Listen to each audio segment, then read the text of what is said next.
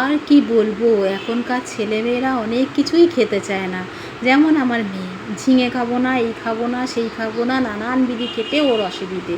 তো আমি মা, আমার তো ইচ্ছে করবে আমার সন্তানটা যাতে কোনটা ভালো খাবে, তার জন্য একটু ধ্যান দেওয়া।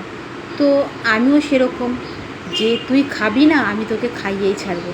তো ঝিঙে রান্না করলে এভাবে খাবে না, তাই আমি অন্য একটা পদ্ধতিতে ঝিঙে করলাম যাতে ও বুঝতে না পারে ঝিঙেটাকে, আর খুব ভালো করে ও সেটা খাবে।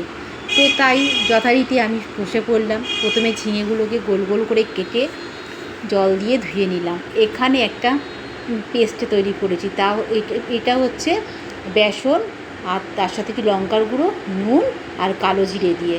এইবার কড়াইয়ে তেল দিয়ে দিয়েছি, দিয়ে ঝিঙেগুলোকে ওই বেসনের ডোবাতে ডুবিয়ে আমি ডিপ ফ্রাই করে তুলে নেবো, ঠিক যেরকম বড়া ভাজে ওইভাবে।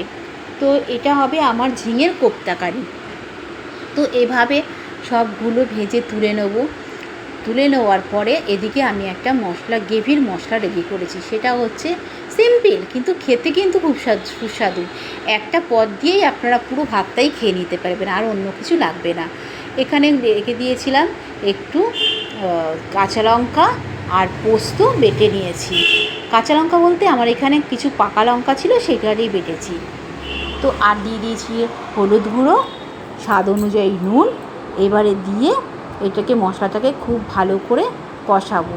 ওখানে এই মশলা ধোয়া কিছুটা জল থাকবে, আর একটু সামান্য একটু লঙ্কার গুঁড়ো দিয়ে দিলাম ওপর থেকে। তো ভালো করে এটা নেড়ে চেড়ে যতক্ষণ, আর একটু মশলা ধোয়া জল বারবার করে একটু দিয়ে দেবো, দিয়ে এটাকে খুব ভালো করে পোস্তটাকে নেড়ে চেড়ে কষিয়ে নেবো। তারপরে আমি আরেকটু জল দিয়ে দেবো, এক চিমটি মতন একটু, যেই ফুটে ওঠার পরে একটু মিষ্টি দেওয়ার পরে আমি গ্রেভি রাখবো একটু, তাই জন্য এই বড়াগুলোকে দিয়ে দিলাম। দিয়ে কিছুক্ষণ রেখে আমি নামিয়ে দেবো, যেটা আমরা ভাতের সাথে খাবো বলে। তো ভালো লাগলে আপনারা এইভাবে বানিয়ে খাবেন। টাটা।